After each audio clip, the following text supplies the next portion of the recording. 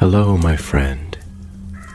The world of magic, filled with legends and ancient tales, is opening its gates once again. Tonight, in the Gryffindor dormitory by the crackling fireplace, I will share another story with my friends. Join us, for the magic is about to come alive. Long ago, before the name Albus Dumbledore carried the weight of legend, he was simply a brilliant, mysterious young professor who walked the ancient halls of Hogwarts with quiet grace and bright eyes that missed nothing. The castle whispered to him, for it knew him well, and he, in turn, listened. It was a brisk autumn evening. The towers of Hogwarts stood silhouetted against a violet sky. The forbidden forest rustled in the distance like a slumbering beast, and the black lake gleamed beneath the moonlight like a sheet of dark glass. Inside the castle, torches flickered along stone corridors and cast long shadows upon the walls. Professor Dumbledore had just finished a late class in the Transfiguration classroom. His students had departed in a scatter of robes and chatter, leaving only the soft clink of vanishing ink bottles and the smell of old parchment. He stood alone by the high windows, gazing out over the grounds, his thoughts far away. Then something unusual happened. A sudden, sharp tremor ran through the floor beneath his feet, subtle, like the shiver of a giant's breath. Dumbledore turned his head slightly, brows narrowing. Beneath the hum of magic that always pulsed through the castle's stones, he felt something off. It was as if a single sour note had been played in an otherwise harmonious tune. And then, a whisper, so faint it might have been imagined. People, it had been taken. He stepped forward, one hand brushing the wall as he listened more intently. Another whisper, closer now and clearer. The seal is weakening. In the blink of an eye, Dumbledore vanished from the classroom. A shimmer of robes, and he was gone, apparating not through magic taught in books, but through the deep old ways that Hogwarts itself permitted only to those it trusted completely. He appeared in a shadowed corridor beneath the castle, far from any classroom or dormitory, a place even many professors had never seen. The air was heavy here, thick with the weight of time. Moss clung to the walls, and the stones beneath his feet were worn smooth by centuries of footsteps. Ahead lay a great door, round and sealed with silver runes that pulsed with a soft blue glow. It was opened. Dumbledore's eyes narrowed. The door should have been shut fast, locked with enchantments laid down by the founders themselves. He stepped forward slowly, raising his wand. Inside the chamber, a low wind stirred the dust. Shelves of ancient scrolls lined the walls, and in the center stood a pedestal, empty. Where once had rested the enchanted key of Colestus, there was now only a hollow circle of light. The key was gone. For a long moment, Dumbledore said nothing. Then he whispered, almost to himself, "So, the rumors were true."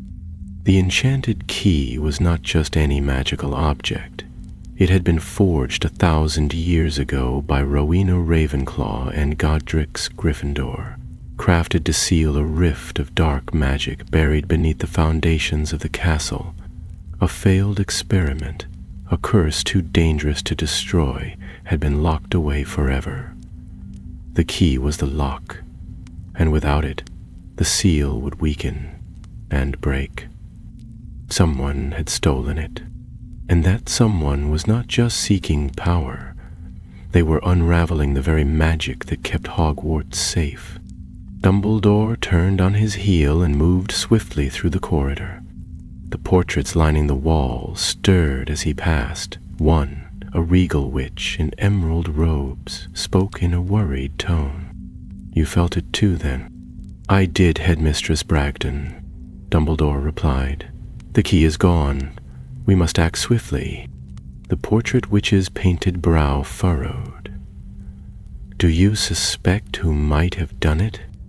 "Not yet," Dumbledore said. "But the castle does, and I intend to ask it." He turned a corner and vanished down a hidden stairwell, known only to a handful of wizards in history. As he descended, the torches flared with violet flame, reacting to his presence. He emerged in a vast circular chamber known as the Listening Room, a forgotten space deep within Hogwarts, where the magic of the castle flowed like wind through a canyon.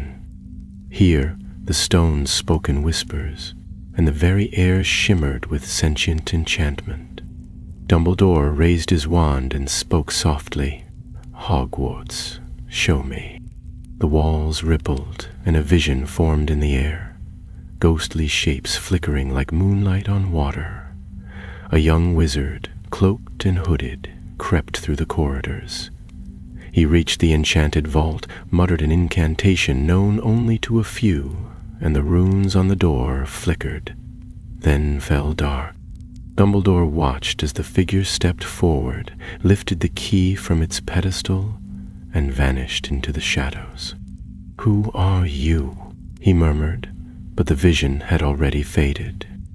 Then came a whisper, not from the stones, but from behind. "Is a scriptorian." Dumbledore turned. The voice belonged to Headmistress Bragdon again. Her portrait had appeared here too, following him through the castle's network of enchanted paintings. "A scriptorian?" Dumbledore asked. "That old order was thought dissolved." "The lost dissolved," she said. "Hidden, waiting." Dumbledore's eyes gleamed with sudden understanding. "And now they seek to reclaim forbidden magic." "Precisely," Bragdon said gravely. "You must find the key. Before the seal breaks, before the curse wakes." Dumbledore nodded once, then turned toward the staircase. He had a thief to catch, a curse to contain, and very little time. Somewhere in the castle's depths, magic was stirring, ancient, angry, and awake, and as always it had chosen its champion. Thus began the hunt for the enchanted key, and Albus Dumbledore, already wise beyond his years, would soon discover that even Hogwarts held secrets darker than he imagined. The following morning dawned gray and restless. Clouds pressed low over the turrets of the castle, and a cold drizzle swept across the lawns. In the great hall, students murmured sleepily over their porridge, unaware that something ancient and dangerous had stirred beneath their feet. Dumbledore, however, had not slept. He had spent the night in the restricted section of the library, poring over forgotten texts, notes from headmasters past, tomes that whispered when opened, books that turned to dust if one read too far. He had traced the origins of the enchanted key, and more importantly, the order that had taken it, the Scriptorians. They had been a secretive guild of magical scribes in the early centuries of the wizarding world, devoted not merely to recording magic, but to bending it into new forms. Obsessed with unlocking the primal forces of magic itself, they had walked too close to what was forbidden. When their last experiment tore a wound in the world beneath Hogwarts, the founders united to seal it away. Most believed the Scriptorians were destroyed in the purge that followed, but as Dumbledore now knew, one had survived, and he had come back for what was left. The trail began in the castle's older levels, the parts untouched by renovation, where staircases forgot their destinations and ceilings wept cold water. Dumbledore moved through these halls with swift purpose, wand drawn but held low, his senses alert for the flicker of disturbed enchantment. It was not long before he found something. In a forgotten corridor behind the North Tower, the stones were scorched. A streak of blackened soot ran along the floor and up the wall, ending in a jagged pattern that pulsed faintly with magical residue. He knelt, running his fingers lightly over it.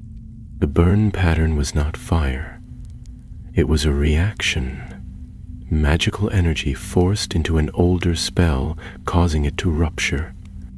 A doorway shimmered into view before him, invisible to the naked eye, but betrayed by the damage left behind. The door was ancient. Its frame was shaped from ash wood inlaid with faded silver runes, and it bore the seal of Salazar Slytherin.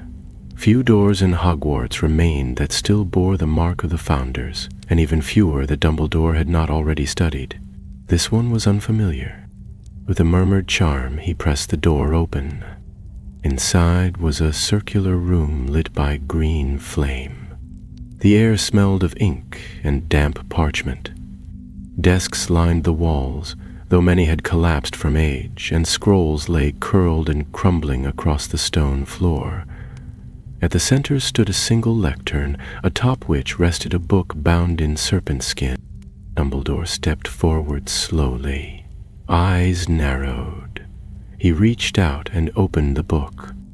Its pages moved on their own, flipping with a whisper of wind that seemed to rise from the floor itself. Then it stopped.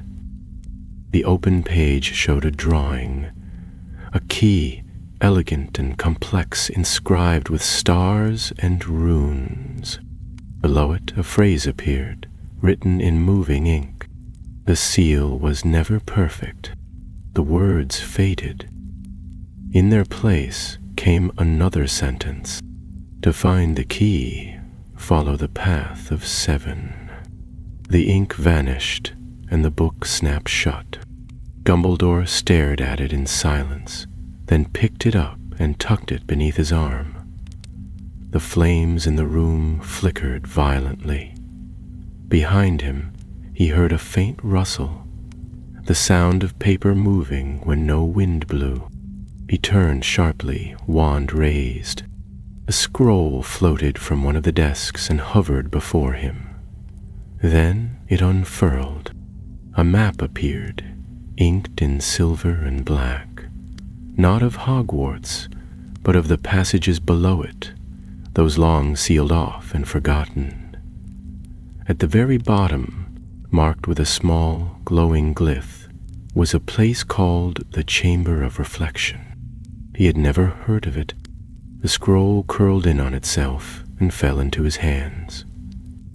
Dumbledore took one step toward the door and stopped. A cold breeze swept through the room. The flames flickered, then extinguished all at once. Darkness closed in. From the far corner of the chamber, something moved. A figure stepped out of the shadows. He was wrapped in dark gray robes, his face obscured by a hood, but his voice, when he spoke, was young, perhaps no older than a 7th year. "You are too late, Professor Dumbledore." Dumbledore's wand hand was steady, but his tone was quiet. "You've stolen the key?" The figure tilted his head slightly. "I've returned it to those who understand its purpose." "You are opening a wound that cannot be closed," Dumbledore said. "Why? What do you hope to unleash?" The figure took a step forward. His face remained hidden, but there was something unmistakable in the air around him. Ambition, burning like oil on water. "You've all been living atop a lie. The founders did not seal away a curse. They sealed away a door, and behind that door is the oldest spell ever cast. We will learn it. We will master it." "There is power," Dumbledore said evenly, "and there is madness. You walk a very thin line." "I walk it with purpose," the thief replied. Then, with a wave of his wand, he vanished in a crack of displaced air. Dumbledore stood still for several moments, wand raised, eyes narrowed. He lowered it slowly and turned back to the lectern. The book was gone. So was the map. Only the cold wind remained, whispering through the chamber like the breath of something long asleep and slowly waking. He did not linger. When he returned to his chambers, the portrait of Headmistress Bragdon was waiting. "So," she said softly, "the scriptorians still breathe." Dumbledore nodded. "And they seek the spell behind the seal." "Then the path is set," she said, "the path of 7. Dumbledore turned to the high window and looked out across the dark grounds, the lake reflecting gray clouds above. Somewhere beneath the castle, the first steps had already been taken, and the second would follow soon. He would have to descend deeper. He would have to follow the map, find the path of 7, and reach the chamber of reflection before the thief did, before the seal broke, and before whatever lay beneath Hogwarts awoke. The storm broke the following evening, a steady curtain of rain falling over the castle as thunder rumbled somewhere beyond the mountains. The students remained in their common rooms, warm by their fires, as the wind moaned along the battlements and the windows wept with chill. Down in the depths of Hogwarts, far below the rumbling towers and flickering chandeliers, Professor Dumbledore walked a corridor even the ghosts avoided. He had waited until the castle slept. The corridors of Hogwarts had moods, some restless, others hushed, and a few so old and knotted with memory that time moved oddly through them. The path he followed now sloped steadily downwards, the walls pressing close, lit only by the dim blue glow of his wand tip. Dust rose at each step. The scroll he'd retrieved, though briefly stolen, had returned to him that morning, slipped under his door without so much as a sound. A single word had been added at the bottom in tight, spidery script. "Begin below the altar of ink." And so he had returned to the hidden room with the green flames, passed the serpent-bound book once more, and traced the map's first mark. Beneath it lay a narrow stair, long disused and half collapsed. It led to this corridor, a forgotten branch of the castle, where the path of 7 was said to begin. He reached a door wrought of ironwood, etched with ancient runes he did not recognize, neither Celtic nor Norse, nor of any script taught at Hogwarts today. He paused, whispered a soft incantation, and watched as the runes pulsed faintly with blue light before fading away. Beyond the door was the first trial. It opened with a slow groan, revealing a chamber that echoed with silence. The floor was tiled with alternating squares of onyx and ivory stone, and at the far end stood a raised platform flanked by statues of faceless wizards. In the center of the platform floated a quill, not a quill made from any earthly bird, but from something larger, stranger. It shimmered with silver and starlight, and its point bled ink without bottle or jar.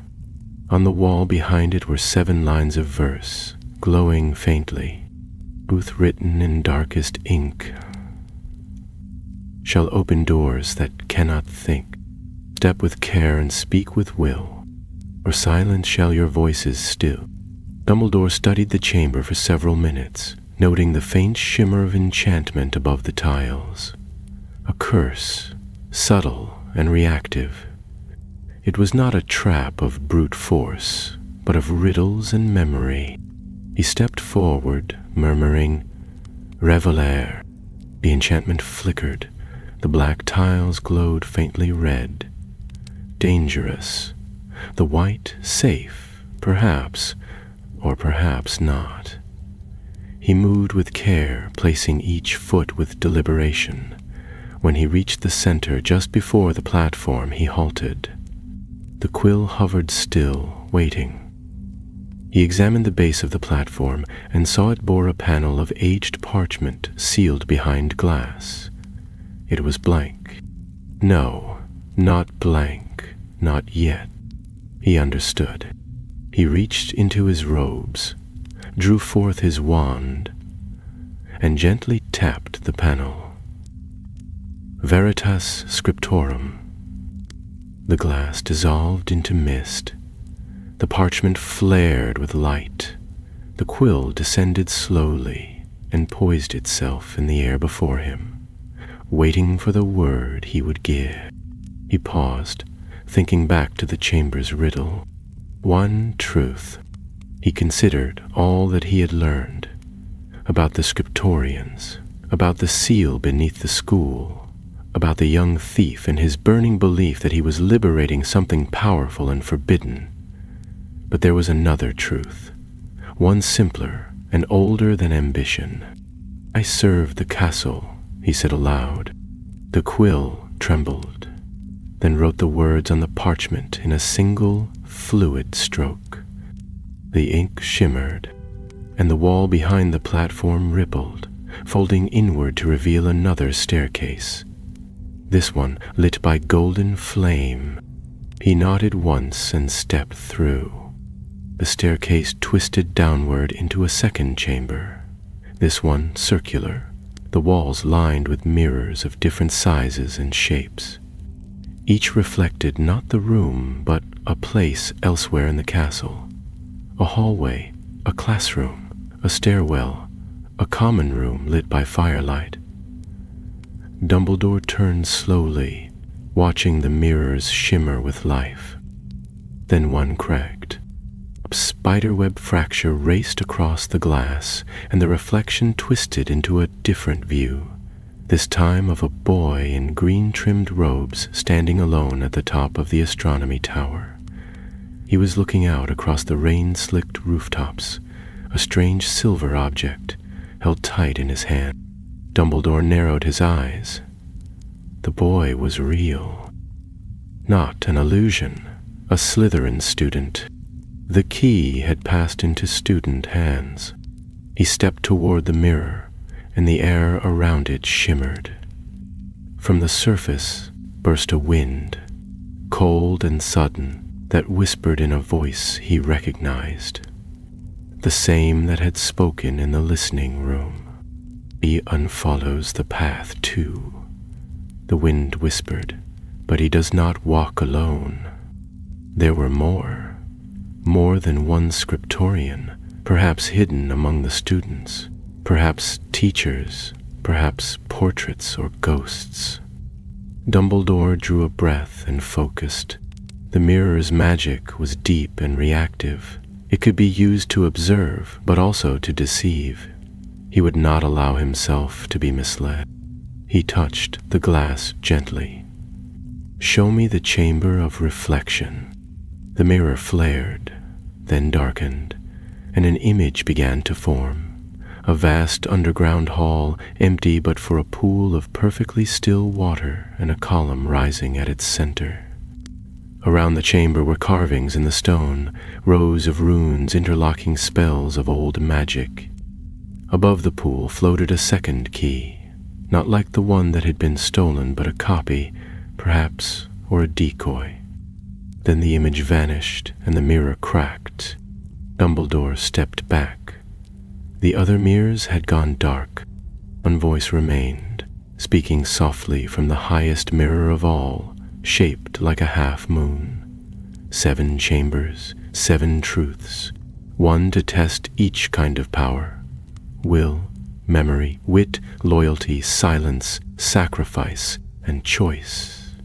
He turned toward the new door that had opened behind him, his expression unreadable. Choice. The most dangerous magic of all.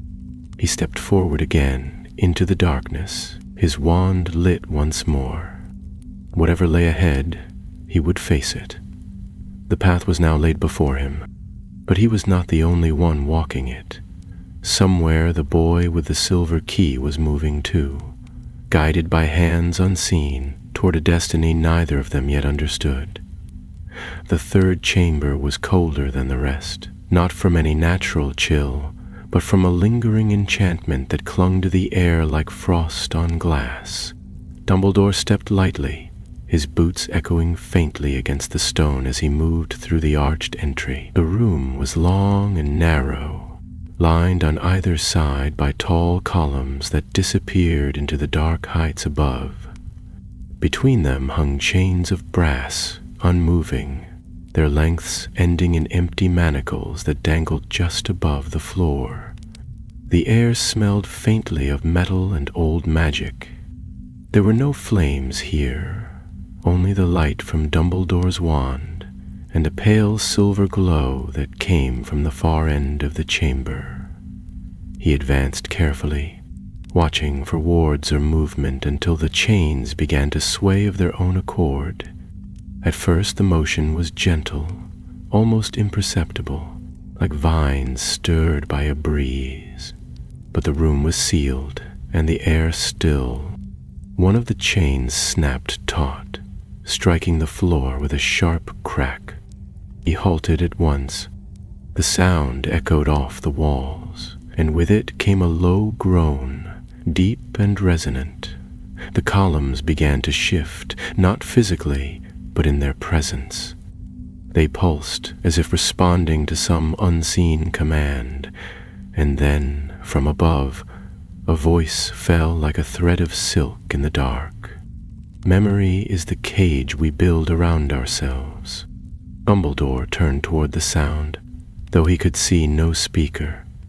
The words were old, scriptorian in tone if not in language, and they matched the verse he had studied earlier. This was the third test. Memory. The light at the far end of the chamber brightened, revealing a pedestal. Upon it sat a shallow basin of clear crystal, filled with a silver liquid that shimmered like moonlight. A pensieve. He approached slowly, his expression cautious. The chains around him had stilled, though he could feel their tension, as if they waited for some misstep. At the pedestal he paused, gazing down into the silvery depths.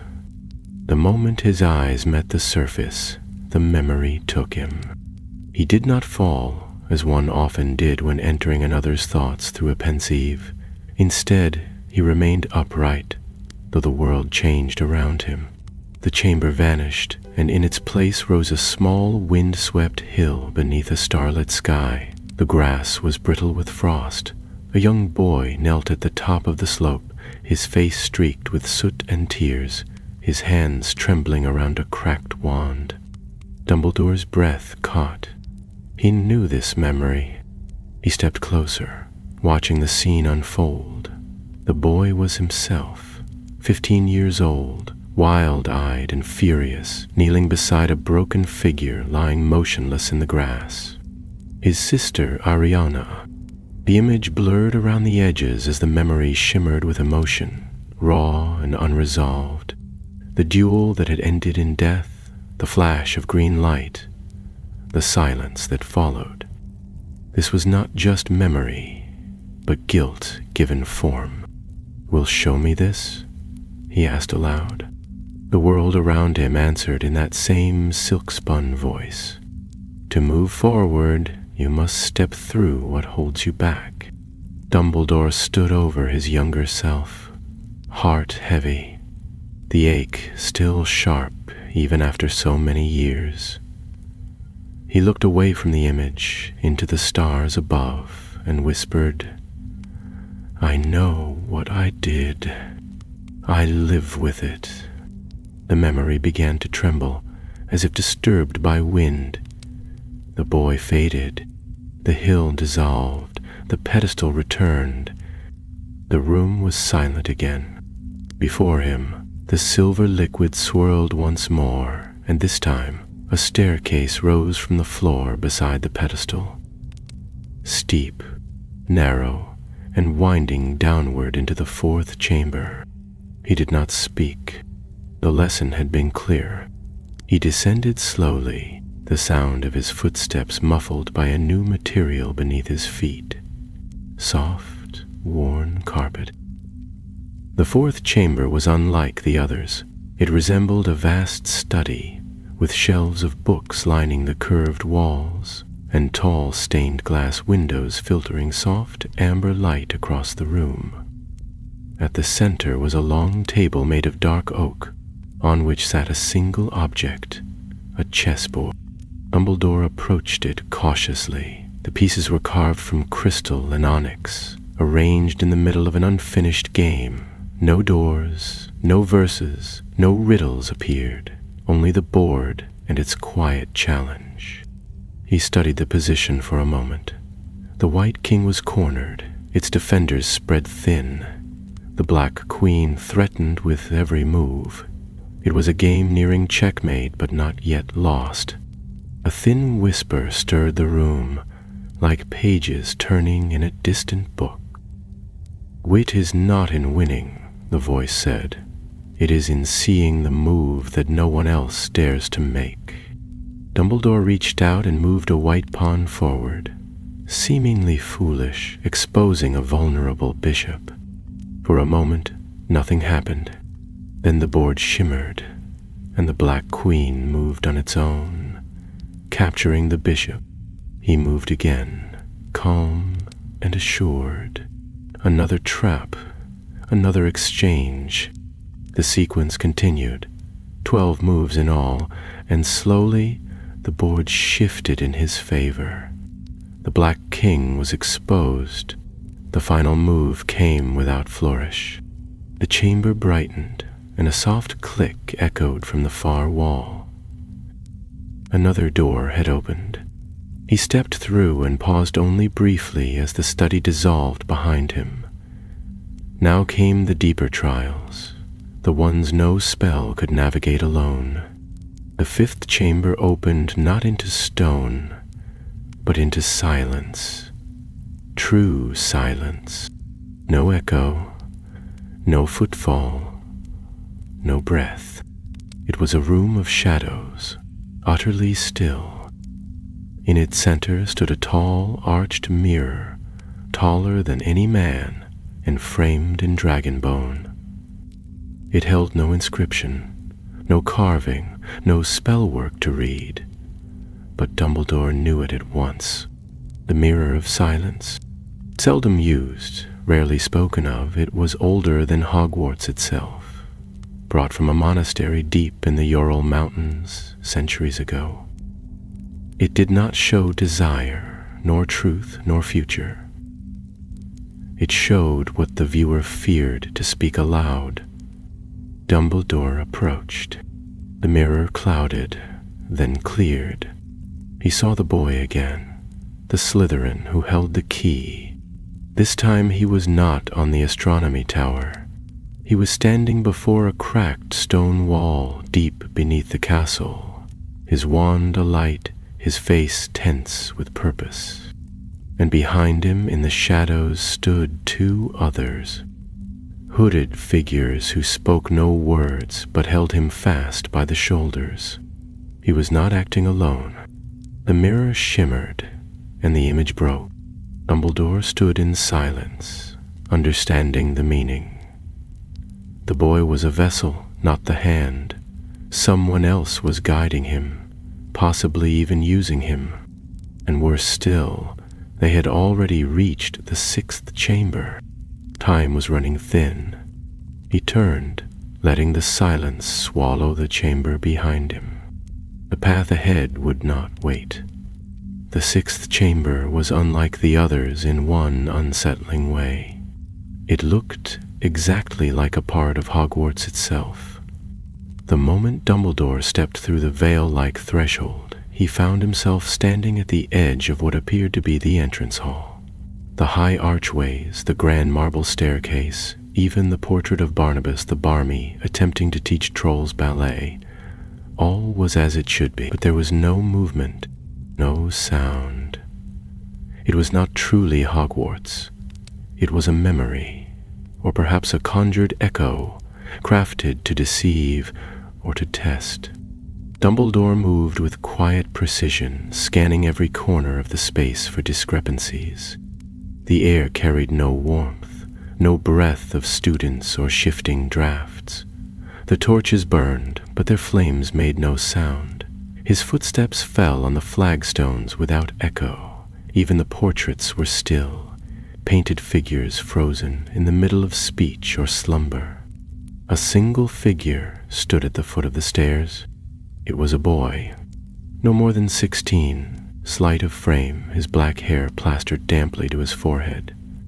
His Slytherin robes were soaked, and clutched in his hand was the object Dumbledore had come to find. The enchanted key of Calestis. Its silvery surface gleamed, runes along its edges pulsing softly with contained power. The boy did not look at Dumbledore at first. He stared at the key, his mouth drawn into a tight line of doubt and fear. Dumbledore did not speak immediately. He took a few steps closer, careful not to startle him. He could see the tension in the boy's stance, the uncertainty in his fingers as they gripped the key. "You've come far," Dumbledore said at last, his voice low but clear.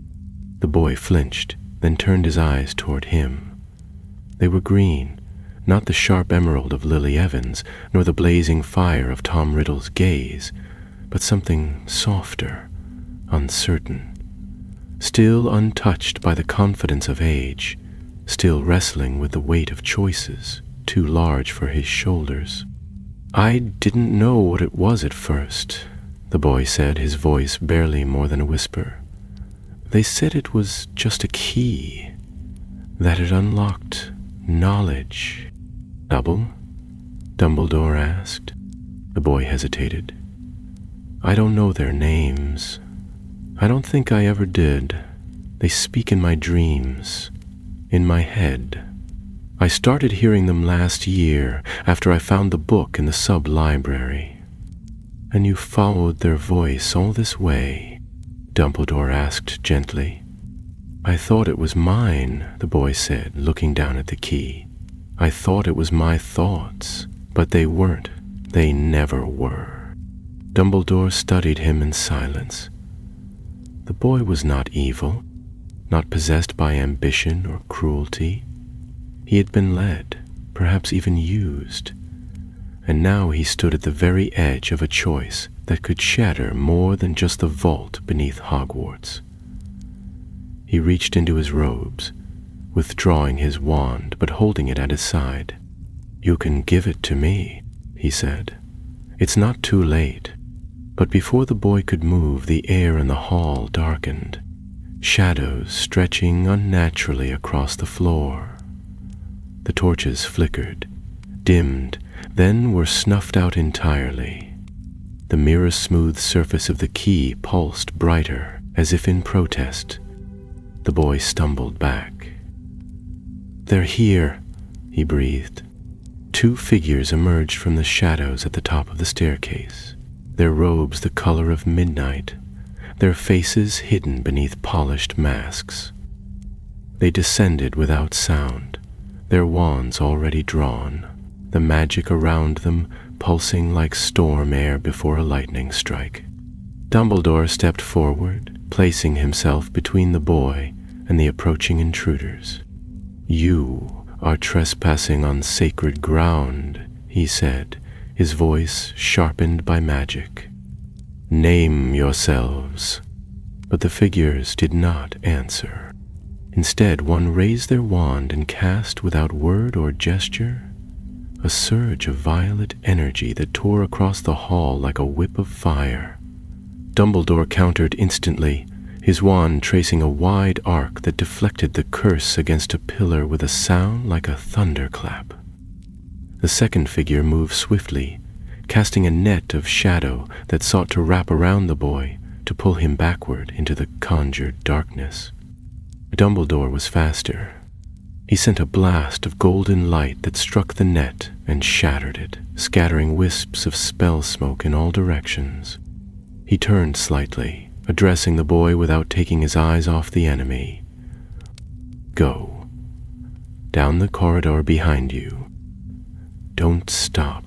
The boy hesitated, clearly torn, but something in Dumbledore's tone cut through his fear. Clutching the key to his chest, he turned and fled through the far archway, vanishing into the shadows. The masked figures advanced together now, their curses intertwining in a twisting helix of dark green and black. Dumbledore lifted both hands, his wand in one, a conjured shield in the other. The spells struck the shield, cracking it like glass, but he held firm. With a burst of fire, he retaliated, driving them back. One staggered, cloak smoking at the shoulder. The other whirled and vanished with a crack, reappearing behind him and aiming a bolt directly at his back. But Dumbledore had already turned. His counter-curse sent the figure crashing into the steps, robes flying. The fight was brief but brutal. These were not students, nor ordinary dark wizards. They moved with coordinated precision, each spell designed not to kill, but to distract, to delay. They were not trying to win, they were buying time. When the second figure fell and did not rise, the first retreated with a final spell that struck the ceiling. A section of stone collapsed in a roar, blocking the passage ahead. Dumbledore raised a barrier just in time to shield himself from the blast. Dust filled the air, thick and choking, but he pushed through it and scrambled over the rubble. The boy was gone, and so was the key. The enchantment of the hall began to unravel. The torches relit themselves, but dimly. The portraits returned to motion, confused and blinking. The illusion began to melt at the edges, and Dumbledore understood that this was not just a chamber. It had been a trap, designed to lure him here while the others continued on. He stood in the flickering light, wand still raised, heart pounding. They were ahead of him now. The seventh chamber, the final test, was no longer a secret known only to him. The boy, willingly or not, would lead them to the door. And if they opened it, if the seal was broken, the ancient spell buried beneath the castle would awaken at last. Dumbledore turned away from the dust and shadow and began to run. Dumbledore moved swiftly through the corridor that had once mirrored the entrance hall, his robes billowing behind him, and his wand lighting the stonework ahead. The enchantment had crumbled completely now, leaving only dust and dark silence in its wake. The boy was ahead, somewhere in the depths beyond even the Founder's knowledge. And the masked intruders, whether they were the last remnants of the Scriptorians or something worse, were closing in on their goal. If they reached the seventh chamber first, if they unlocked the seal without understanding what it held back, there would be no spell strong enough to mend what followed. The walls around him grew older, the stones worn by centuries of magic and time. The floor sloped gently downward into a spiraling passage that seemed to breathe with a rhythm all its own. The air grew warmer with each step, tinged with the scent of old parchment and something deeper, an almost metallic tang that lingered at the back of the throat. It reminded Dumbledore of the deepest levels of the Department of Mysteries, where ancient spells waited in silence, pulsing like hearts in crystal jars. At the end of the spiral passage stood a great archway, carved with 7 interlocking symbols, one for each chamber, now dimly glowing as if recently passed. Dumbledore paused only to read the inscription curling across the top. To choose is to unlock. To unlock is to awaken. He pressed forward, his steps echoing slightly now, the silence no longer absolute. From ahead came a sound soft and distant, like the drip of water in a cavern or the hum of something vast and sleeping. The tunnel widened into a vaulted antechamber, lit by 7 suspended lanterns, each bearing the symbol of one of the tests. Beyond them stood a door unlike any Dumbledore had seen. It was not made of wood or stone or metal. It was woven from pure light, golden and shifting, humming with old enchantments that crackled faintly as he approached. A single figure stood before it. The boy. He turned when Dumbledore entered, the key held tightly in his right hand, its runes glowing brighter than ever. His eyes were wide, not with fear but with awe, as if he stood on the threshold of something he could not fully comprehend. "They're not here anymore," he said softly. "They told me they would be, but they left me alone." "They've used you," Dumbledore replied. "That's what they do. That's what they've always done. They find those who are clever, curious, brave, and point them at doors best left closed." The boy's fingers curled more tightly around the key. "But they said this wasn't just a prison. They said the spell behind the seal wasn't meant to destroy anything. They said it could fix things. Magic that old doesn't fix," Dumbledore said. "It reshapes, it unmakes." The boy looked down at the key, his jaw clenched. "Then why did the Founders hide it instead of destroying it?" Dumbledore took a step closer. "Because even they weren't sure what it would do. Because it was not their spell. It was something older than Hogwarts, older than our understanding. And because even in their wisdom, they feared that knowledge would not be enough to contain it." The door of light pulsed once, as if sensing the key's presence. The boy flinched, his hand trembled. "I didn't mean for this to happen," he whispered. I wanted to prove I could do something great." "And you still can," Dumbledore said, his voice calm and steady. "You still have a choice." Behind them, a sound echoed down the passage, a soft rustling, like robes brushing stone. Then silence again. "They're coming back," the boy murmured. "They'll make me open it." Dumbledore raised his wand and, with a quiet flick, cast a warding circle around them. It shimmered briefly before sinking into the floor, unseen but firm. He turned his gaze back to the door. "I can't force you to give it to me," he said. "That choice must be yours. That is the 7th test. Not magic, not strength. Choice." The key's glow intensified, pulsing in rhythm with the magic in the air. The boy looked once more at the door, then at Dumbledore.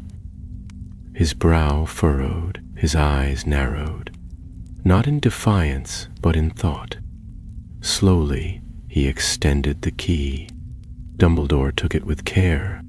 The moment his fingers closed around it, the door of light dimmed. A great rumble sounded from the chamber beyond, followed by a deep, hollow breath, like the exhalation of a sleeping giant. Dumbledore stepped forward and raised the key toward the door, but he did not insert it. Instead, he whispered an incantation in a language long dead, and the key responded, shifting form, shrinking slightly, then vanishing into a puff of silver mist that swirled into the seams of the door itself. The magic shimmered once, then sealed again, the light turning to amber and dimming. The door did not open, but it no longer pulsed with temptation. Behind them, 2 figures emerged from the shadows, hooded, still masked, but frozen by the sight of the ceiling. "You're too late," Dumbledore said, not turning. The taller of the 2 raised their wand. "Do you really wish to test me now?" Dumbledore asked. And this time, there was power in his voice. Not loud, but cold and ancient. The kind of power that made walls tremble and flame bend. The figures stood still for a heartbeat longer, then turned and fled without a word. The silence returned. The boy sagged slightly with relief, leaning against the stone wall. "What will happen to it now?" he asked. "It will sleep," Dumbledore said, "as it was meant to. For a time. And the others? The Scriptorians? They'll scatter," he said, "as they did once before. But they will not forget, nor will I." The chamber began to fade now, its enchantments unraveling, the golden door melting into shadow, leaving only the keyhole carved faintly into stone. As they climbed the path back toward Hogwarts proper, the weight of what had been narrowly avoided settled over them like a cold mist. And deep beneath the castle, far below even the Founders' halls, a faint whisper echoed once through the stone. It was not a word, just a breath, as if something long slumbering had sighed in its sleep.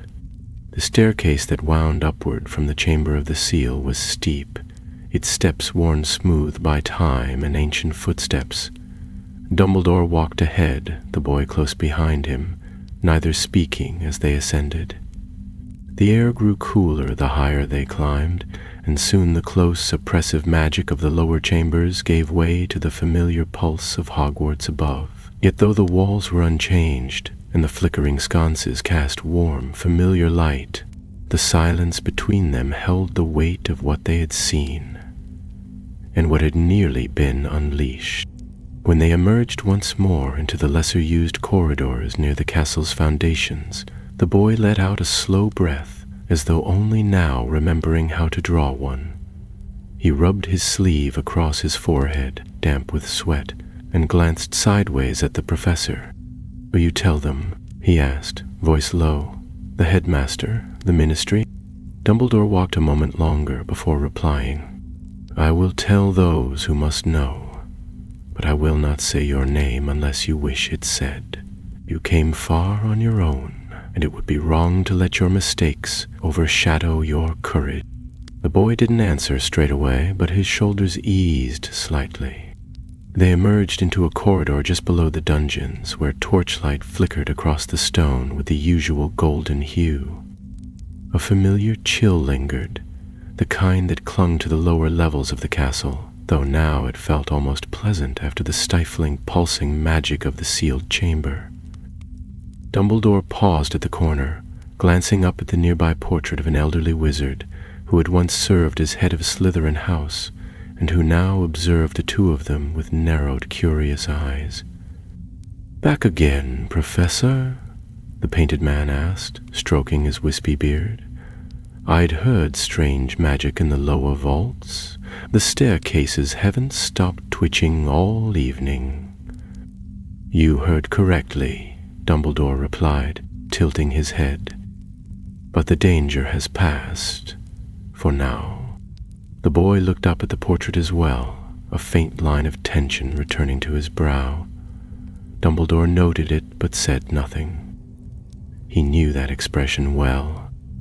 It was the look of someone still wondering what would come next, of someone whose world had shifted, and who now stood on the edge of two paths. "I think," said Dumbledore gently, "it would be best if you returned to your dormitory. The castle has much to say tonight, and you'll find little rest wandering its halls. Trust that I will ensure the others do not come for you."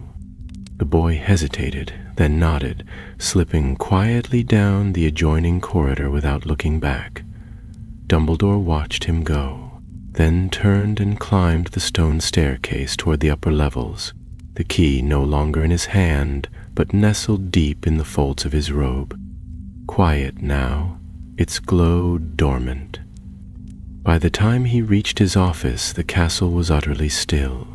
The portraits on the walls slumbered peacefully, and Fawkes, perched on his golden stand, stirred only once to open one eye as Dumbledore entered.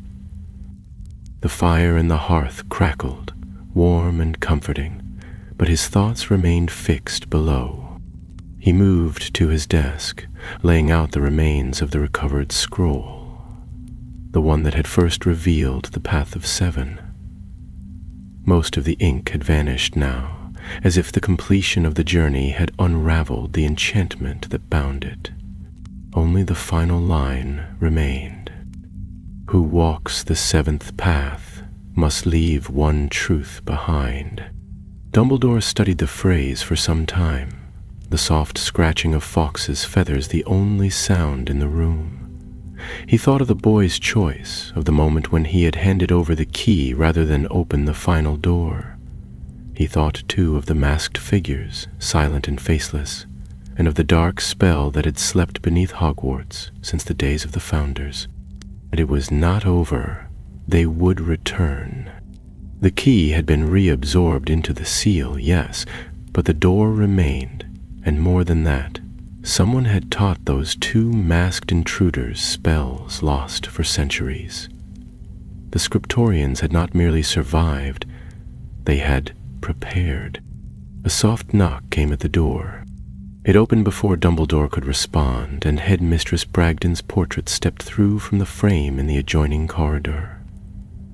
She looked unusually grave, the folds of her robe stiff, her painted hands clasped behind her back. "You've sealed it," she said quietly. "For now," Dumbledore replied. "You saw them, didn't you? The ones who walk in shadow?" He nodded, his gaze steady. "Two of them, masked and trained. They moved like they had walked those halls before." Bragdon sighed, her painted features darkening.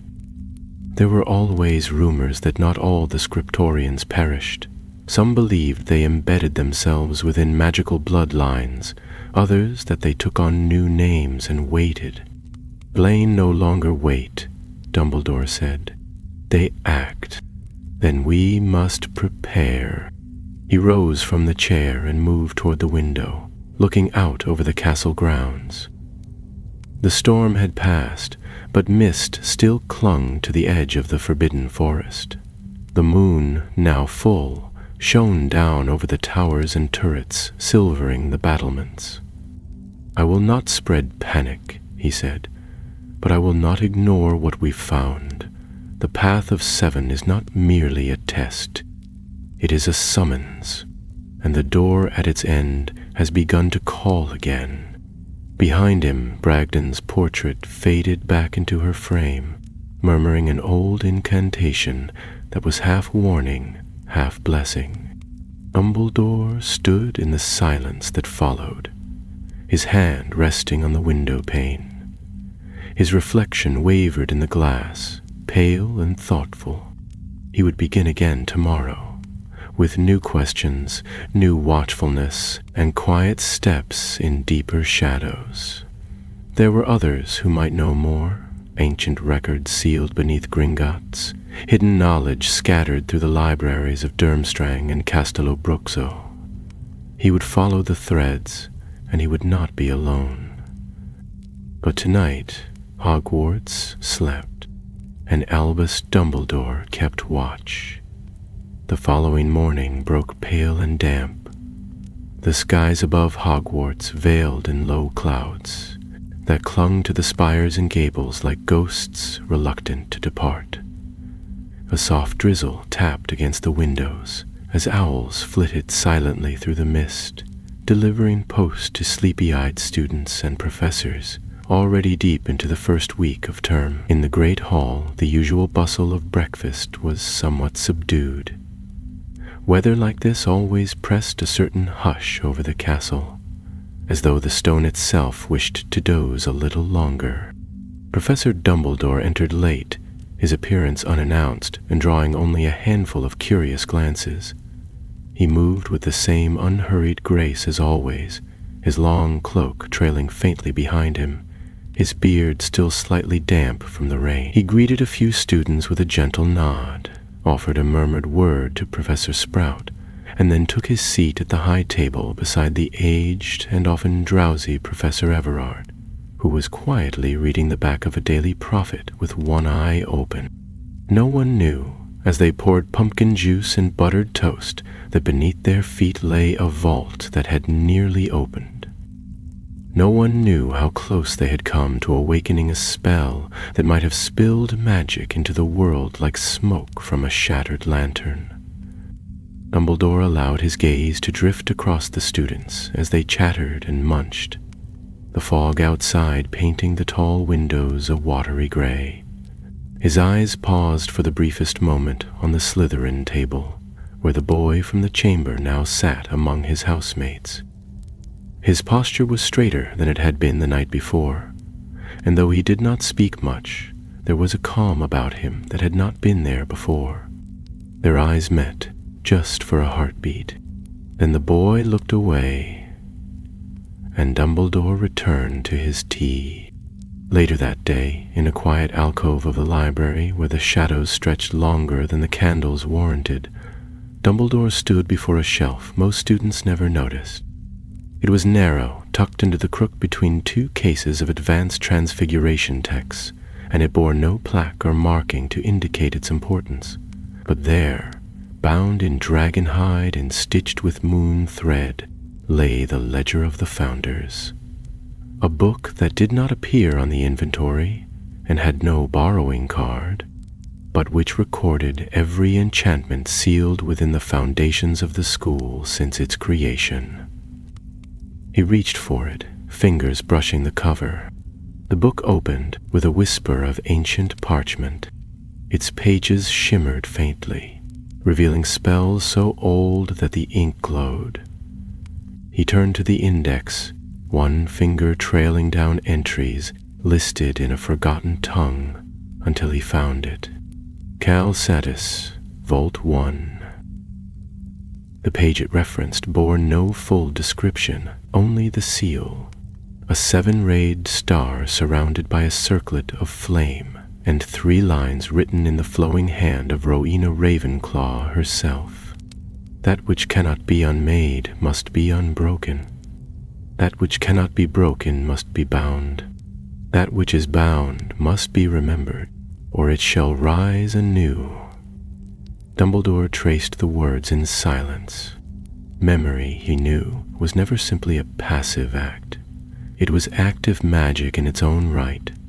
To remember was to preserve, to understand, to wield, and forgetting, willful or not, was the first step toward peril.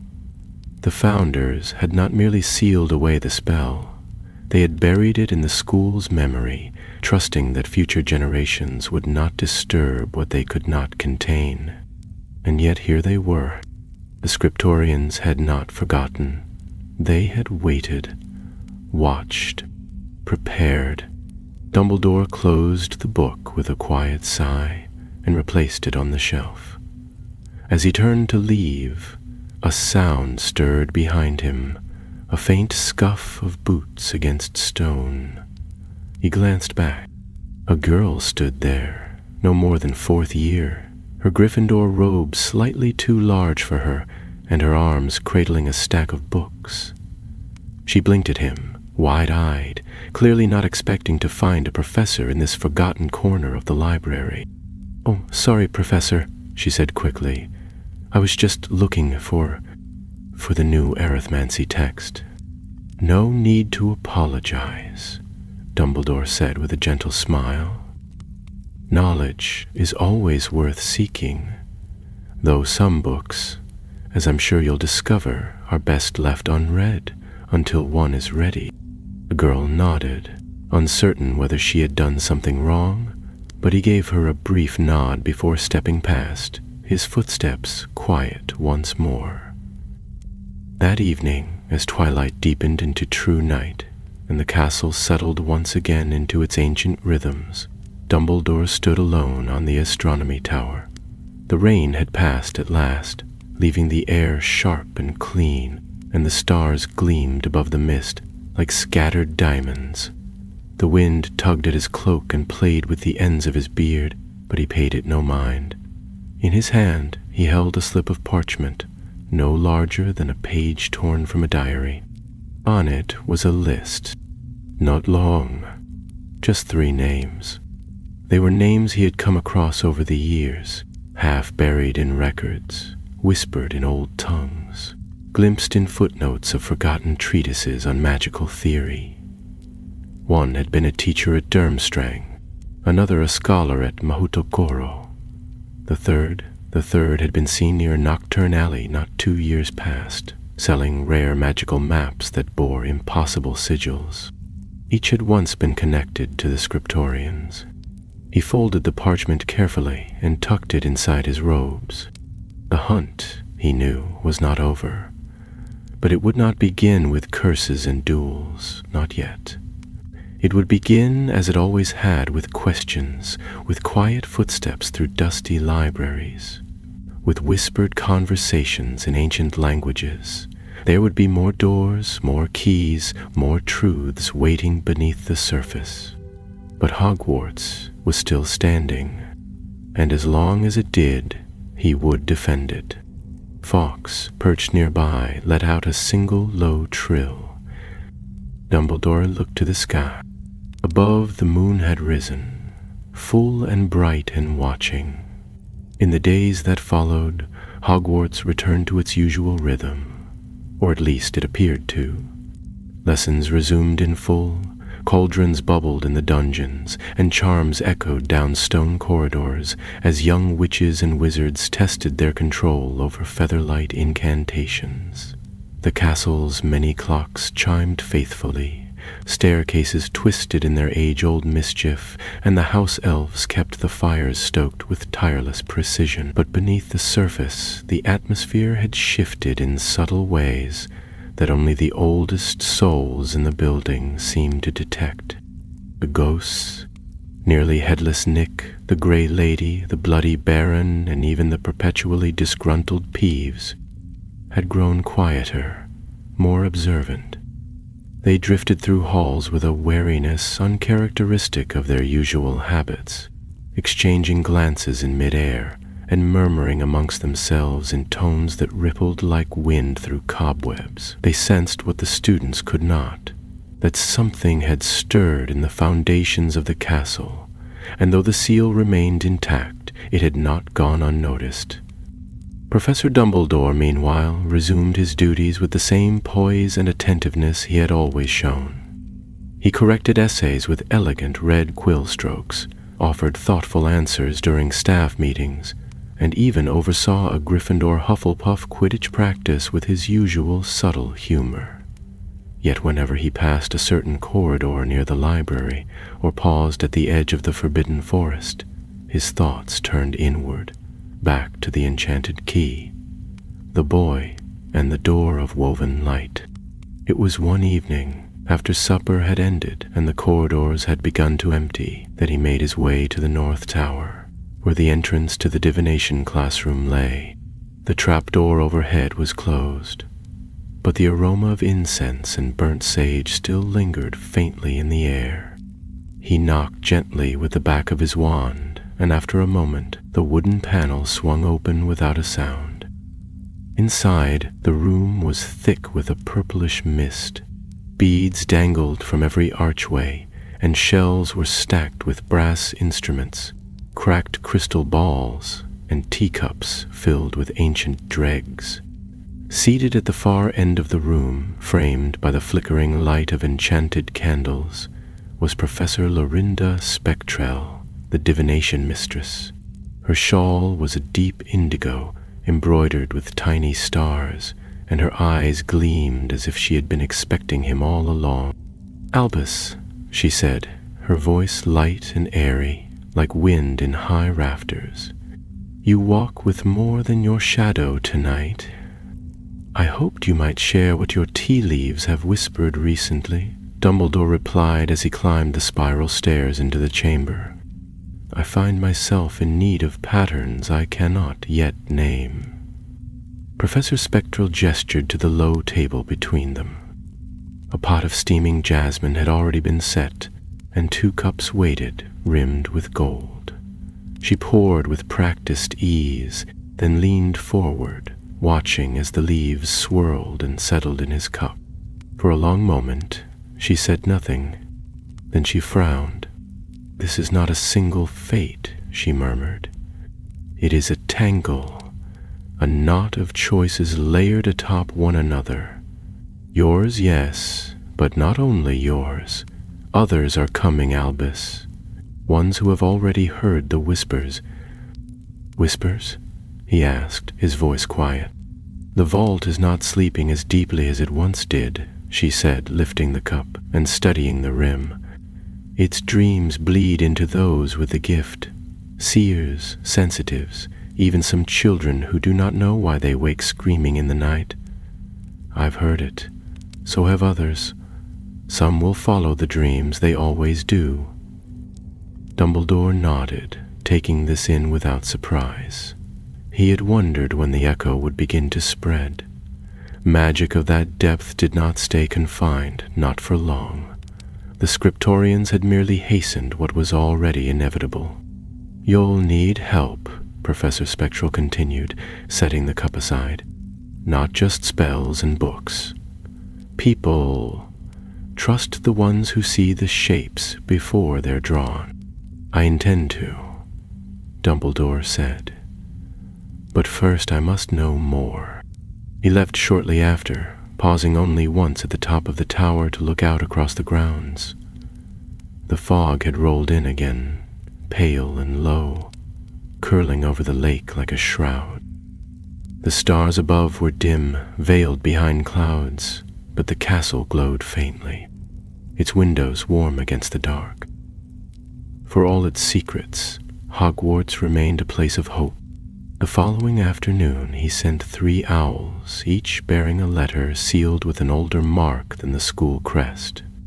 The first flew east to a scholar in Alexandria who guarded scrolls no one had opened in 100 years.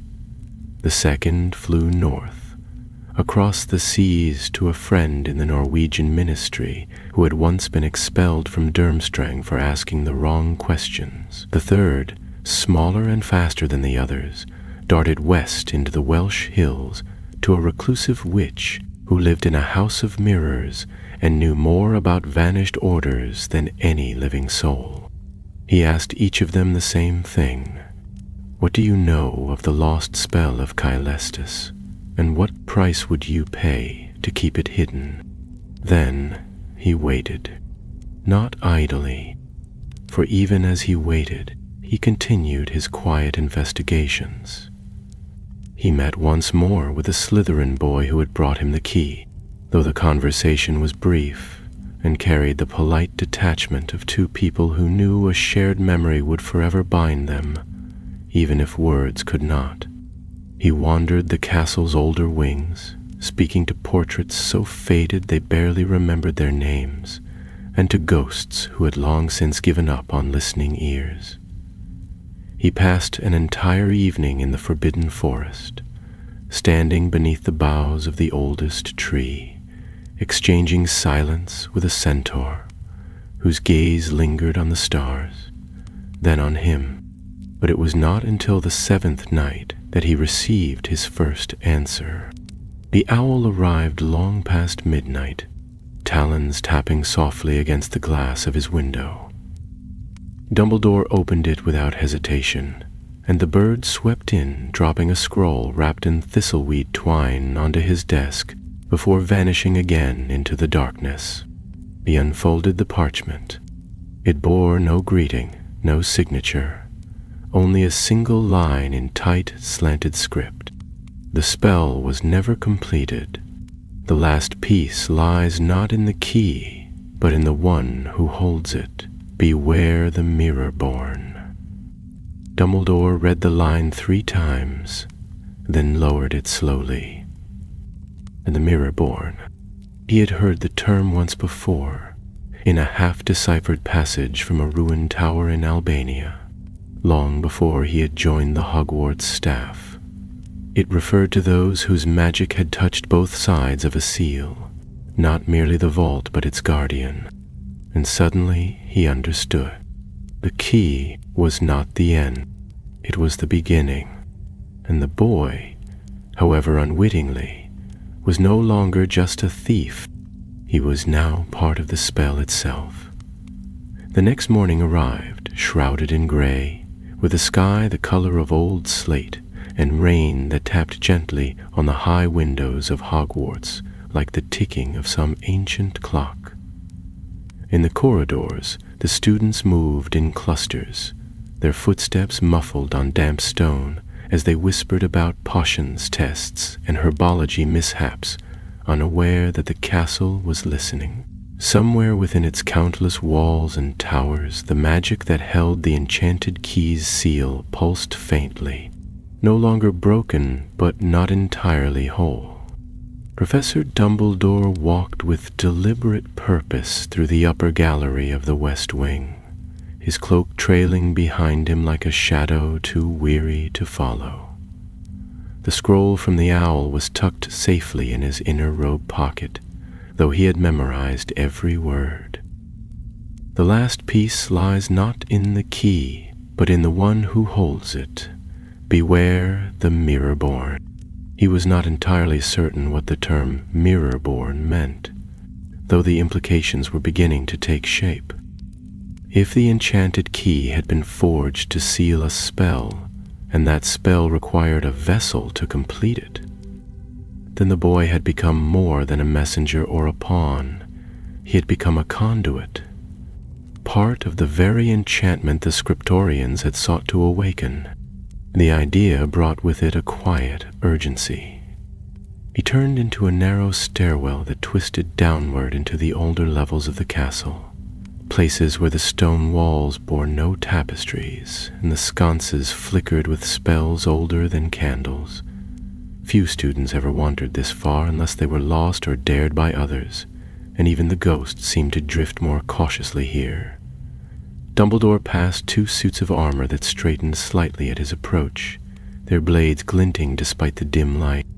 At the base of the stairwell was a door made of ash wood and brass, marked with a faded sigil of a spiral and a queue. It had once been a study chamber for founders' apprentices, though now it was forgotten by all but a few. Dumbledore placed his hand against the door, whispered an unlocking charm in a dialect of old Scots Gaelic, and stepped inside. The chamber beyond was narrow, windowless, and filled with shelves sagging under the weight of scrolls, books, and stone tablets wrapped in protective cloth. A single desk stood in the center, beside which floated a hovering lantern that responded to his presence by flaring slightly brighter. On the far wall hung a tapestry so faded it seemed almost ghostly, a depiction of the 4 founders standing before a circular vault of starlit silver, their wands raised in unison. He crossed to the desk and laid out several texts he had brought from the library, notes on blood-bound enchantments, a crumbling journal written by a Ravenclaw apprentice, and a folio from the Department of Mysteries that he had, years ago, been permitted to copy under heavy restriction. Each referenced the Caestus vault in some way, though none agreed on what had first been locked inside. Some believed it was a spell, unfinished and too unstable to control. Others claimed it was not a spell but a word, an utterance from the dawn of magic itself, a syllable that shaped the world before wands, before language, before law, and one written in the shaking hand of a man who had vanished weeks after penning it, simply said, "It was a name, and it still remembers being called." Dumbledore leaned back slightly, his mind sorting through threads of lore and speculation. If the vault was not merely a seal but a memory, and the boy had been exposed to both the key and the door, then something might now live within him. Not in the way of possession or curses, this was older than that.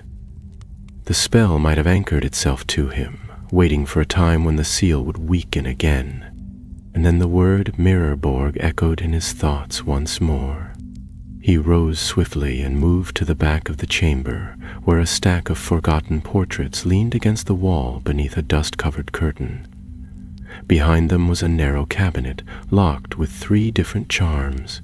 He spoke each in turn: Locus, Memory, and finally Teseo.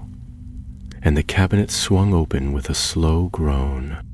Inside, Wrapped in fine velvet was a mirror no larger than a lantern. It had been brought to Hogwarts over 2 centuries ago and sealed here by Headmaster Pyrites, a man known for his obsession with reflective enchantments and their ties to the mind. The surface of the mirror shimmered faintly, even in the gloom, though no image showed within it.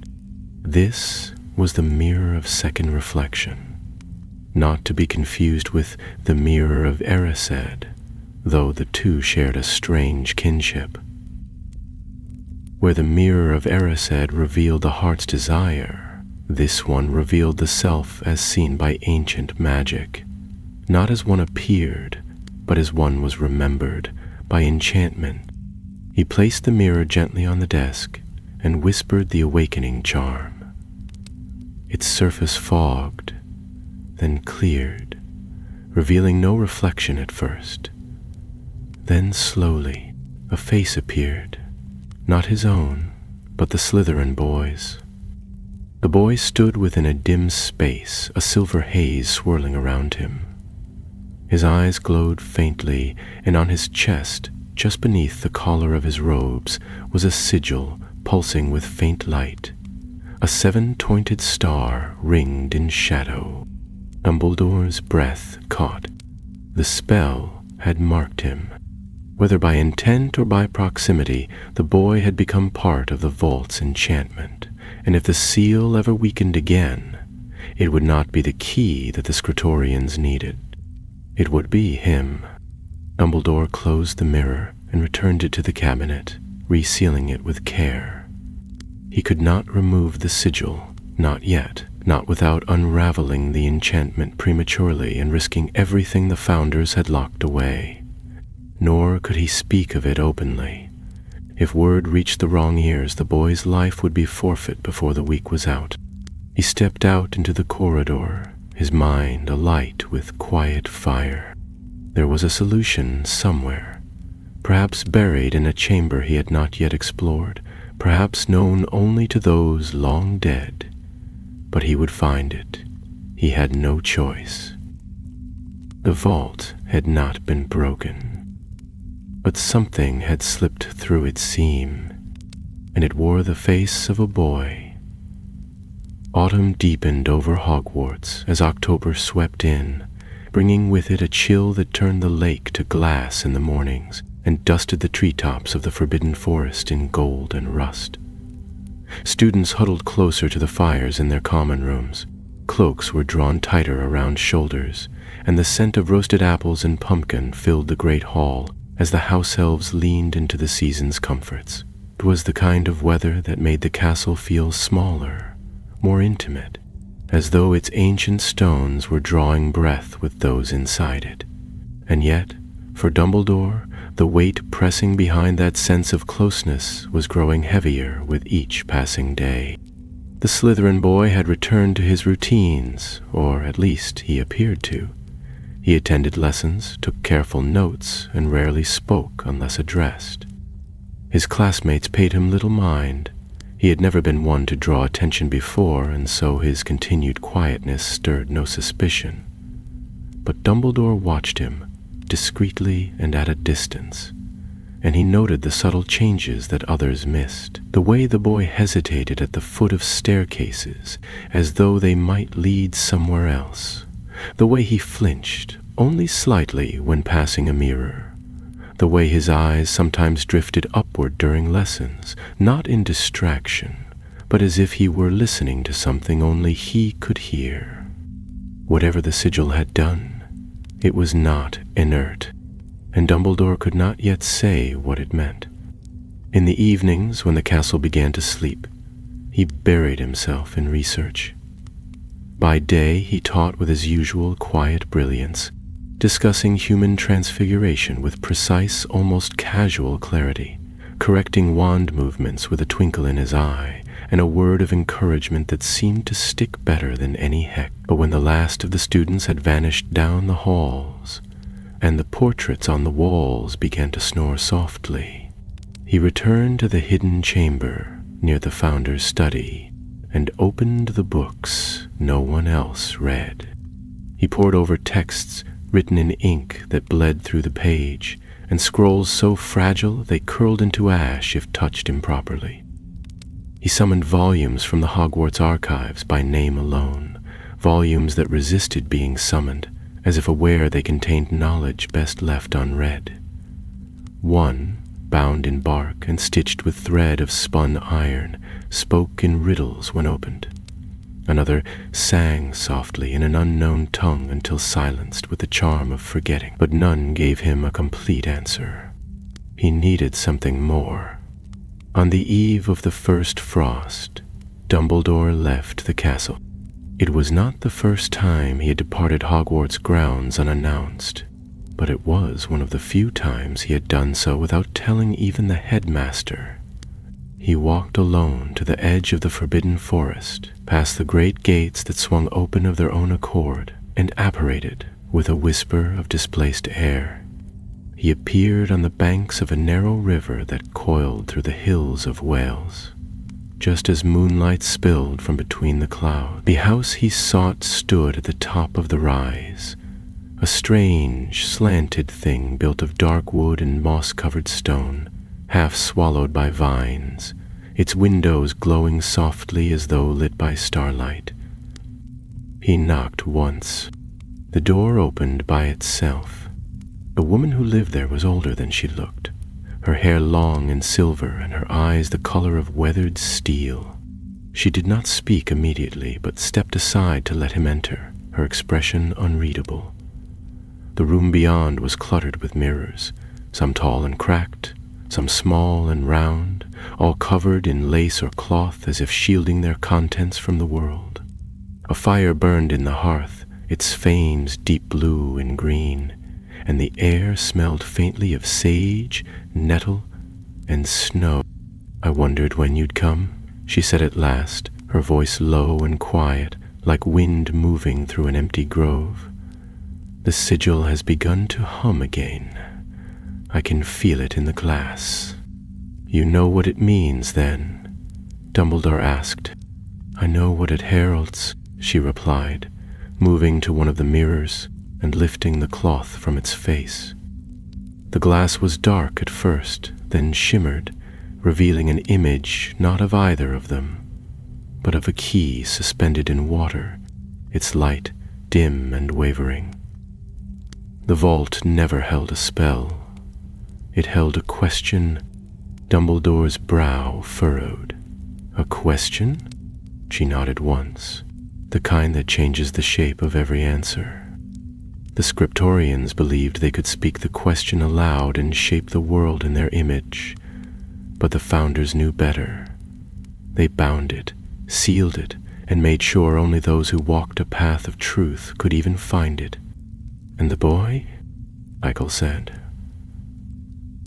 "Heracton just walked the path. He finished it. The seal is tied to him now." When he touched the vault with the key, the last line of the question was written. "It lies within him, dormant, but awake." Dumbledore turned toward the fire, the shadows casting his profile long across the floor. "Doesn't know." "No," she said, "but he will. And if the wrong person draws that knowledge out of him—" She let the sentence fade, but the silence that followed was louder than any words. He turned back to her. "What must I do?" She stepped to a small chest and withdrew a single object, a ring set with a stone the color of storm clouds. Runes ran along the band in delicate script, and when she held it toward him it pulsed once, softly. "This will allow you to enter the memory when the time is right," she said. "Not the boy's thoughts, but the spell's echo within him. But be warned, it will only open once, and only if he chooses to let you in. You must earn that trust." Dumbledore took the ring and felt the ancient magic flicker in his hand. He closed his fingers around it, then inclined his head. "Thank you. You'll need more than thanks before this ends, Albus," she said. "You'll need him." He left without further word. Back at the castle, morning crept in over the hills, and frost silvered the lawn in a lace of light. The students rose to their usual routines, unaware that somewhere among them walked one whose blood now held a spell older than their names. And in the tallest tower of the castle, Professor Dumbledore stood at his window once more, the ring now resting in a small wooden box upon his desk. He watched the boy cross the courtyard far below, the fog curling at his heels. The path was not finished. It had only just begun. The castle stirred beneath a rising wind, the kind that blew down from the highlands before the first snows, curling through the cracks in the stone and whistling faintly under door frames and behind portraits. By the time the first flakes dusted the battlements, winter had announced its quiet arrival. The fire in the great hall burned brighter. Students clutched their cloaks closer as they hurried from lesson to lesson, and the ghosts began drifting more sluggishly through the corridors, their forms blurred by frost.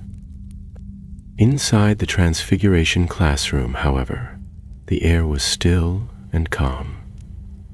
Professor Dumbledore stood beside the chalkboard, sleeves rolled slightly above his wrists, wand held lightly in one hand, as he instructed a fourth-year class on the subtleties of animating inanimate objects. The desks were filled with students leaning forward intently, most with quills stilled mid-sentence, for it was one of those rare days when he chose to demonstrate the spell himself rather than simply describe its function. He gave a slow, deliberate flick of his wand. A candlestick on the desk bowed low, hopped neatly to the edge, and with surprising grace leapt into a formal waltz across the floor. Laughter bubbled up across the classroom, not loud or disruptive, but the kind that followed wonder like a shadow.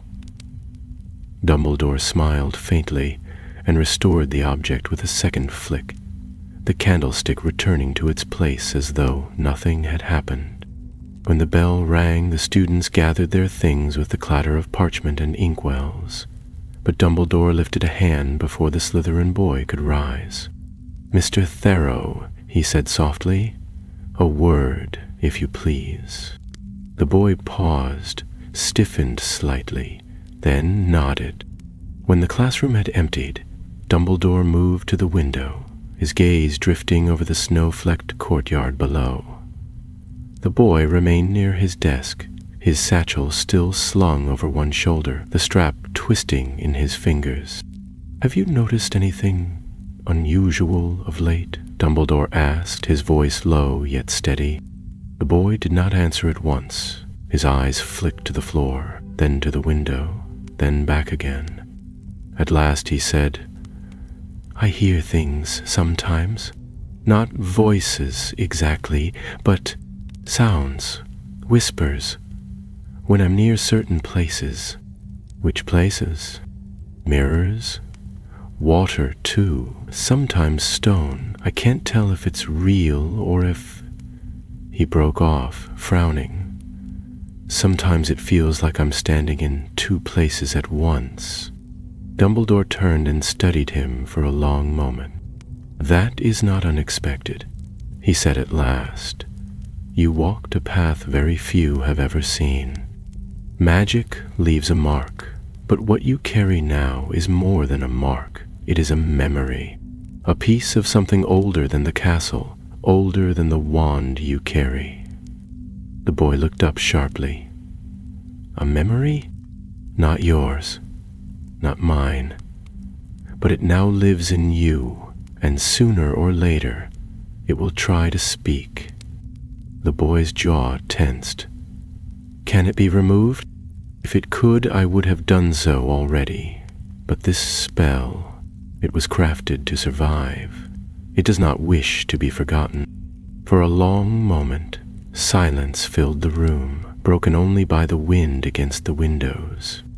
At last, Dumbledore crossed to his desk and opened a small box, wooden with a dark grain and brass hinges.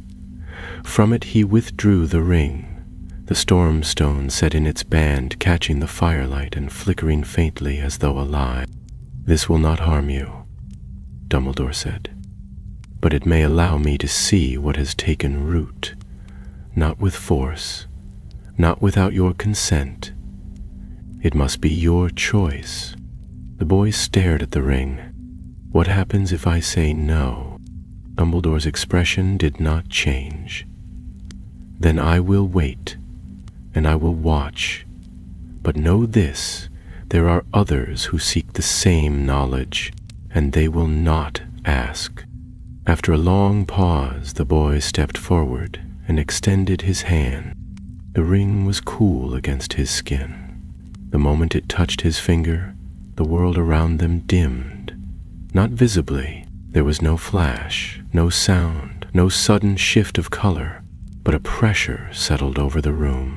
Like the pause before thunder, Dumbledore's eyes closed briefly, and when they opened again, his irises had taken on a silvery sheen, reflecting the same flicker that now pulsed in the stone of the ring. And then the room fell away. He stood not in the classroom, but in a vast space of endless gray, like the inside of a cloud. The ground beneath him was smooth and pale, not stone, not wood. Some substance that felt like memory given shape. Shapes moved at the edges of his vision, flickers of light, fractured images, pieces of thoughts. Then a voice spoke, not aloud, but within the very air. "Do you remember what you came to find?" Dumbledore turned but saw no one. He stepped forward. As he did, a figure began to form in the mist. A robed man with no face, only a mirror where his features should be. In the mirror, Dumbledore saw not himself, but the boy, standing in the vault chamber, the key clutched in both hands. Another voice joined the first, overlapping it. The seal was not the end. The key was not the answer. The bearer must become the question. Then the mist thickened, and a great shape loomed in the distance. Something vast and sleeping, curled in silence, bound by a ring of fire and starlight. The flames burned without heat, and runes spun slowly around the shape's body, each glowing with familiar magic, 7 in all. Dumbledore stepped closer. He reached out with one hand, and the moment his fingers brushed the edge of the runes, the shape shuddered, and it spoke, not in words, but in memory. He saw the founders gathered in the depths, watched as they cast their wands together, voices raised in a language lost to time. He saw the vault sealed, the key forged, and Ravenclaw's face as she whispered to the others, "We have not undone it. We have only made it wait." Then Hoterto all was gone. Dumbledore opened his eyes, the classroom returning around him in a rush. The boy stood across from him, blinking in confusion, the ring slipping from his finger to rest in Dumbledore's palm. The wind had stilled. Outside, the snow fell silently. "There is more to this than we understood," Dumbledore said, voice low. "The vault is not merely a prison. It is a heartbeat waiting to echo again." The boy stared at him. "What happens now?" Dumbledore closed the ring box and looked to the windows, where snow danced against glass. "Now," he said, "we find the others who remember." The last week of term arrived cloaked in snow. It fell thick across the castle rooftops and settled like lace upon the ivy-covered walls, muffling the sounds of student footsteps and softening the sharp edges of the stone courtyards. From the highest towers to the lowest cellars, Hogwarts was transformed into a world of frost and firelight. Trees around the black lake stood laden with white. Their limbs bowed beneath the weight, and the waters had frozen, smooth as glass, reflecting the gray sky like a second ceiling. In the great hall, Evergreen garlands twined around the columns, and tiny golden owls flitted above the tables, singing faint carols in voices that faded almost as soon as they were heard.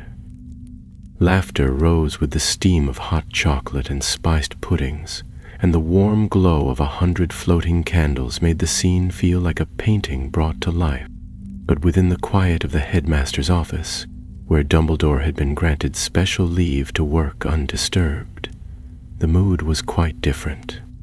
The ring lay upon the desk, dark once more, its stormstone dull beneath the flicker of candlelight. Scrolls and books were stacked high on every surface, some still bound in protective spells that rustled faintly when disturbed. The fire burned low, casting long shadows across the room, and in one corner, Fawkes dozed on his perch, his golden feathers dulled to bronze in the dimness. Dumbledore stood before the window, his fingers clasped loosely behind his back as he watched the snow fall with distant eyes. His thoughts, as they had been for days, circled the memory he had entered through the boy. The echo of the Founder's magic lingered in his bones, the feeling of something vast and ancient stirring beneath the earth. It was not the power that troubled him, nor the knowledge of what the scriptorians had once sought. It was the question he could not answer, the one that pulsed at the heart of the vault like a forgotten name. What did the spell want? He had not spoken to the boy again, not in depth. There had been a tacit understanding between them now, a silence born not from fear but from something more complex, a shared weight, a recognition that words might not yet be equal to what they both carried. The boy had continued his lessons, his footsteps growing more confident, though he had taken to wearing gloves even indoors. Sometimes Dumbledore caught him standing alone in the cloisters, eyes lifted to the sky, as if waiting for something to fall. That morning, an answer had arrived. The second owl, one of the 3 he had sent weeks ago, had returned just as dawn touched the edge of the sky. Its feathers were rimed with ice, and it bore a letter written on weather-stiffened vellum. The message was brief, penned in a slanted, precise script he recognized immediately.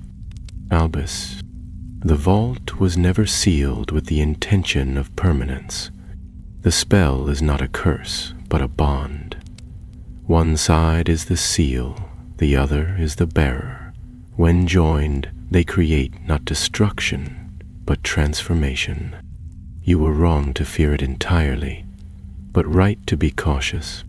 The vault has always been a mirror, and mirrors do not lie, only reflect. The signature was unmistakable. Cosma Grishenko, former department head of experimental magics at Durmstrang, expelled under suspicion of spell forging and forbidden scribing. The man had vanished decades ago, presumed dead, and now he wrote as though he had never left, as though he had never stopped watching. Dumbledore read the letter again, eyes narrowed. He did not trust Cosma, not entirely, but the man had always possessed a way of seeing patterns others missed.